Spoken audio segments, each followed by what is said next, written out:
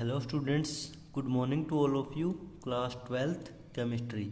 So in the last lecture we have discussed about the Kohlrausch law. तो Kohlrausch law में आप लोगों ने देखा था कि जो मोलर कंडक्टेंस थी वो सम थी किस किस का, आयनिक कंडक्टिविटी यानी कि कटायन और अनायंस का. उसी के बेस के ऊपर हमने कुछ एग्जांपल्स लिए थे, लाइक NaCl का एग्जांपल लिया था, इधर AlCl3 का, और इधर जर्नल एग्जांपल AxBy या फिर BaCl2 का. ठीक है, एक न्यूमेरिकल हम लोगों ने आप लोगों को दिया था, देखते हैं आप लोगों ने वो सही किया है या नहीं.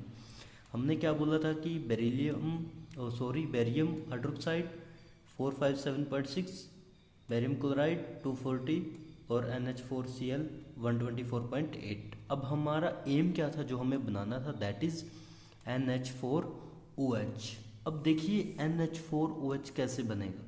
पहले ये देखिए ये कहाँ कहाँ से आएगा. NH4OH ये ब्रेकडाउन किस किस में होगा, अगर हम देखें तो लैम्डा NH4 पॉजिटिव और लैम्डा OH नेगेटिव. अब लैम्डा NH4 कहाँ से आएगा, इसमें से. NH4 इसमें है और OH नेगेटिव कहाँ से आएगा, ऊपर वाले में से, यानी कि फर्स्ट और थर्ड में हमारा जो कटायन और अनायन है वो हमें मिलेंगे. तो इसका मतलब क्या करना पड़ेगा, जो फर्स्ट और थर्ड इक्वेशन है उनकी जो वैल्यू है उनको हमें सम करना पड़ेगा.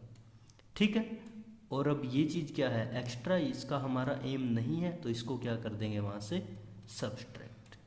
क्लियर, यानी कि क्या बन गया अब ये 457.6 प्लस में 124.8 माइनस कितना करना पड़ेगा 240.6. यानी कि पहले आप इन दोनों को सम करिए, जितना आपका आएगा उसमें से हम क्या माइनस कर देंगे 240 और आपका आंसर फाइनल. ठीक है, ये किसके बेस पे किया है बच्चे, हमने कोलरोस्ट लॉ के बेस के ऊपर. अब हम आगे देखते हैं हमारा नया टॉपिक. हमारा नया टॉपिक है बच्चे इलेक्ट्रोकेमिकल सेल. तो इलेक्ट्रोकेमिकल के नाम से ही आप लोगों को कन्फर्म हो गया होगा कि इलेक्ट्रो का मतलब इलेक्ट्रॉन्स, केमिकल्स का मतलब केमिकल. ठीक है, तो यानी कि ये कौन सा सेल होता है, देखिए कि it is defined as a cell that convert chemical energy into electrical energy. कि एक ऐसा सेल जो केमिकल एनर्जी को कन्वर्ट कर देगा इलेक्ट्रिकल एनर्जी में. और ये केमिकल एनर्जी कहाँ पे होगी, जो कि कहता प्रोड्यूस होगी इन ए रिडोक्स रिएक्शन. अब एक नया वर्ड आया हमारे पास, दैट इज रिडोक्स. हमने पहले लेक्चर में कहा था अगर आप लोगों को केमिस्ट्री सीखनी है तो वर्ड्स को ब्रेक डाउन करना सीखिए. रिडोक्स, रिडोक्स का मतलब रेड प्लस ओक्स, रेड का मतलब रिडक्शन, ओक्स का मतलब ऑक्सीडेशन. तो यानी कि कोई एक ऐसी जगह, कोई एक ऐसा सेल जिसमें रिडक्शन भी हो रही हो, ऑक्सीडेशन भी हो रही हो, उस दौरान जो केमिकल एनर्जी होगी वो कन्वर्ट होगी इलेक्ट्रिकल एनर्जी में, and that cell is known as electrochemical cell. Clear. अब देखते हैं इसकी डिस्कवरी के बारे में. डिस्कवरी में ये लिखता है, कहता these cell are discovered by the Galvani and Volta. ये जो सेल था इलेक्ट्रोकेमिकल किसने डिस्कवर्ड किया था, गैल्विन ने और वोल्टा ने. कहता इसी की वजह से that's why the name of cell is galvanic cell और वोल्टिक सेल. कहता है इसी कारण की वजह से इनका जो नाम था वो गैल्वेनिक सेल या फिर वोल्टिक सेल पड़ा था. क्लियर. अब देखिए आगे, आगे कहता है कि when the redox reaction allowed to take place in a single beaker, then the solution becomes hot due to the convergence of chemical energy into heat energy.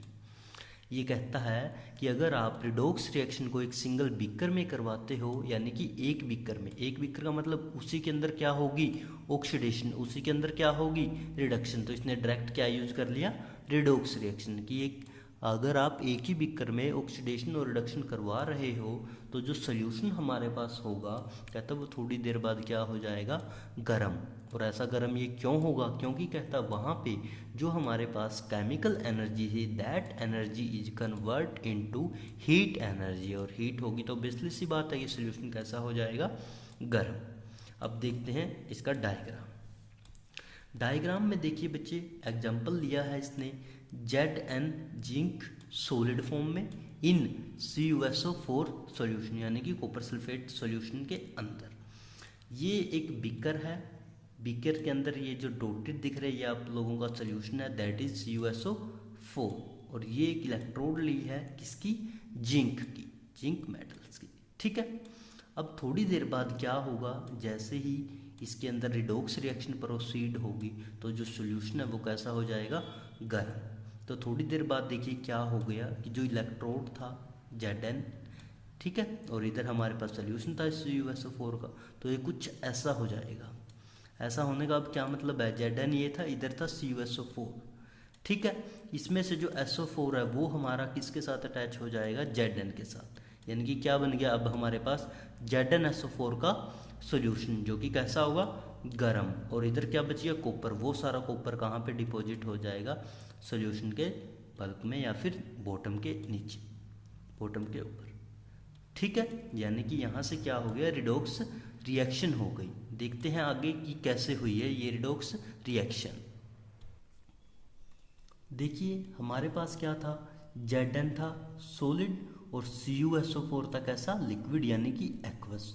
इन दोनों को हमने मिला रखा था, एक ही बीकर के अंदर थी ये दोनों चीज़ें। तो थोड़ी देर बाद के बाद हमारे पास क्या आ गया था, ZnSO4 तो कैसा बन गया था, एक्वस, यानी कि उसका क्या बन गया, सॉल्यूशन। और जो कॉपर था वो सॉलिड फॉर्म के अंदर नीचे डिपॉजिट हो गया बॉटम के ऊपर, ठीक है। ये रिएक्शन ऐसे हुई है।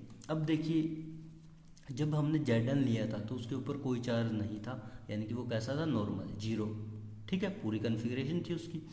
फिर वो बोलता है, कहता है इधर जो CuSO4 था, तो ये CuSO4 कैसे एग्जिस्ट कर रहा था, Cu2 पॉजिटिव और SO4 2 नेगेटिव। फिर थोड़ी देर बाद जब रिएक्शन इनकी प्रोसीड हुई थी तो क्या बन गया था, Zn2 पॉजिटिव और SO4 2 नेगेटिव, और इधर से क्या निकल गया था, कंप्लीट Cu, ठीक है, जिसकी वजह से जाके नीचे डिपॉजिट हो गया था। अब देखिए क्या लिखता है इसमें कि in the above reaction both cases, यानी कि oxidation and reduction takes place, यानी कि यहाँ पे क्या हुई है, ऑक्सीडेशन भी और रिडक्शन भी इन ए सिंगल बीकर, एक ही बीकर में किया था, क्योंकि chemical energy convert into electrical energy, की जो केमिकल एनर्जी थी, केमिकल्स की जो एनर्जी थी वो कन्वर्ट हो गई थी इलेक्ट्रिकल एनर्जी में। If the oxidation and the reduction are carried in the separate beaker, कहता है ये तो चलो ठीक है कि हमने एक ही बीकर में ये रिएक्शन करी थी जहाँ पे ऑक्सीडेशन और रिडक्शन प्रोसीड हुई थी, बट अगर कहता हम ऑक्सीडेशन और रिडक्शन को अगर अलग अलग बीकर में करें तो क्या होगा। तो देखिए हमारे पास क्या है, Zn सॉलिड फॉर्म में, वो किस में कन्वर्ट होगा, Zn2 पॉजिटिव एक्वस में, और वहाँ से क्या निकल जाएंगे, 2 इलेक्ट्रॉन।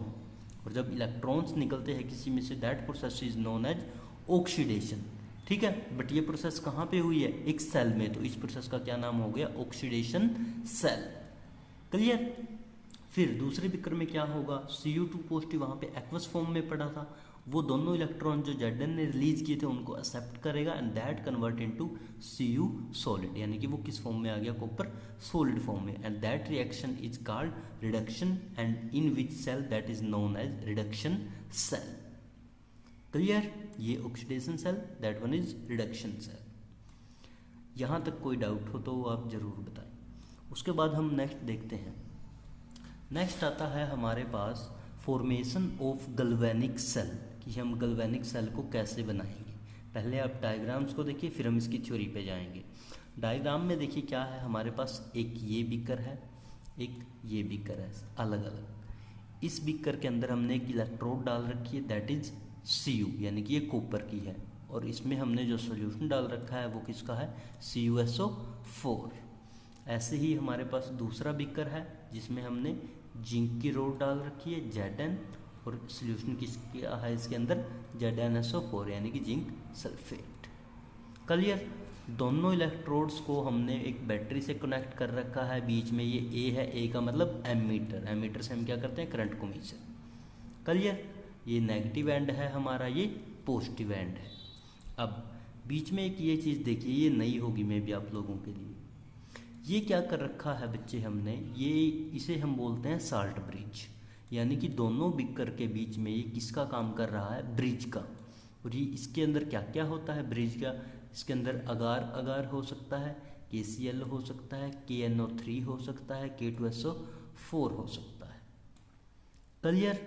अब देखिए इसमें इधर एरो से हमने शो क्या कर रखा है कि SO4 नेगेटिव इसके ऊपर चढ़ रहे हैं, और इधर से हमने क्या शो कर रखा है कि Zn2 पॉजिटिव अंदर जा रहे हैं।